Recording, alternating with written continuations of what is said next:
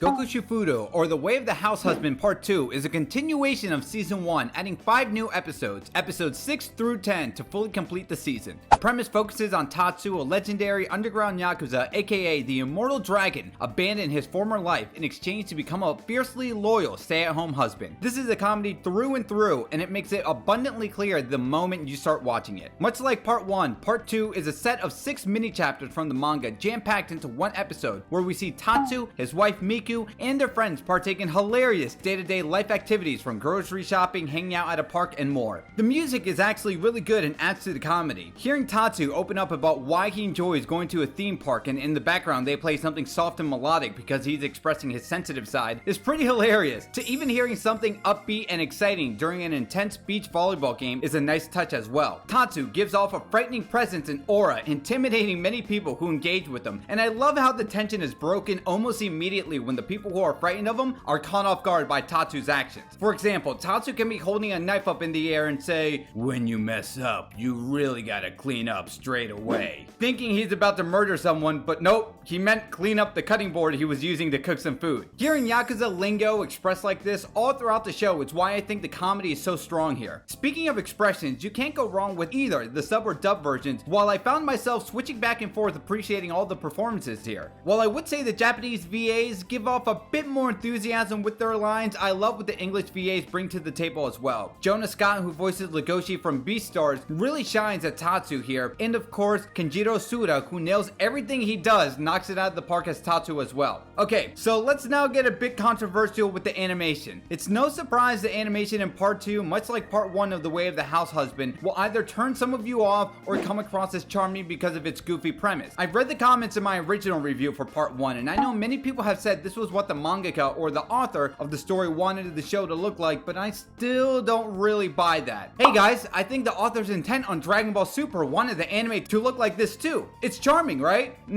No one is saying that about Dragon Ball Super when it got heavily criticized. Many of the images in The Way of the House Husband can come across as rough storyboard concept or a PowerPoint slide because of the lack of animation shown. We know Netflix has money, so what gives? Do they really cheap out on the animation budget because there was no expectation for the show in the event of it failing? I'm not going to blame J.C.Staff because maybe this was the best they could do with the budget allocated for them. However, The Way of the House Husband Part 1 was such a huge hit and resonated with many of you listening to this. Whether you think the animation adds to the charm of the show and that works for you, great. It's your opinion and I'm not going to knock on that. Personally, I think it's the biggest critique I have to say about the show revisiting Part 2. Look at a few anime comedies like Rent-a-Girlfriend or even something like Food Wars. Goofy premise, but the animation looks much more solid than what we get here with The Way of the House Husband, and I'm sure some of you listening would have preferred something a bit more polished than what we have here. In any case, The Way of the House Husband Part 2 is exactly the same as Part 1 for better and for worse. Animation aside, the charm and comedy is fantastic, and for anyone who loves anime and want a good chuckle or two, give it a watch. My favorite episodes are in Episode 6, Chapter 31 with the Mall Polycure Show featuring Bullet Bill, Episode 952 about cooking a cake and giving it your all with your heart, and anything with Miku's parents were also standout moments as well. Anyway, what do you guys think? Sound off in the comments below. My name is DJ Miles.